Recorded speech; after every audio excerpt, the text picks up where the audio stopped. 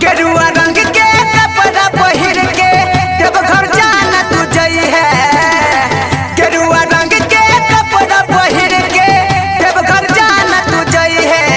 भोला बाबा के जल चढ़ा के हजन हमारा तो फोन करी है। भोले बाबा के जल चढ़ा के हजन हमारा तो फोन करी है। गेरुआ रंग के कपड़ा पहिर के देवघर जाना तू जई है। भोला बाबा के जल चढ़ा के हजन हमारा तो फोन करी है। भोले बाबा के जल चढ़ा के हजन हमारा तो फोन करी है। बुझली गे बोला बोला देवघर वाले बाबा की। भोले बाबा के जल चढ़ा के हजन हमारा तो फोन करी है। बुझली गे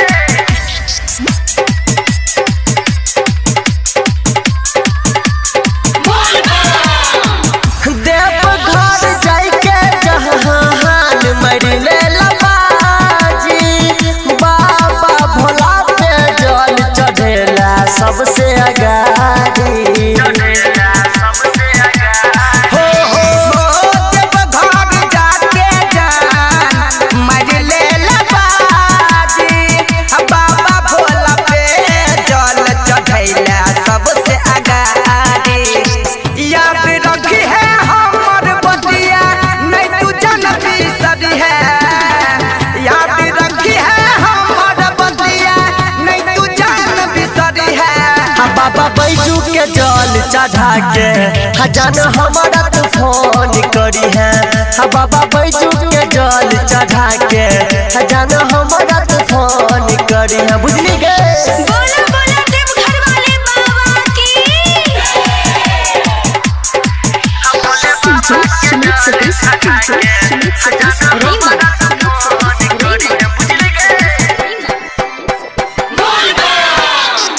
बेल के पतैया से पूजा है के करी है। जल ढार के गई जहन बाबा के मनई है। बेल के पतैया से पूजा है करी है। जल ढार के गई जान बाबा के मनई है। भारती सरोज मुकेश सतेंद्र के साथे जाने लजई है।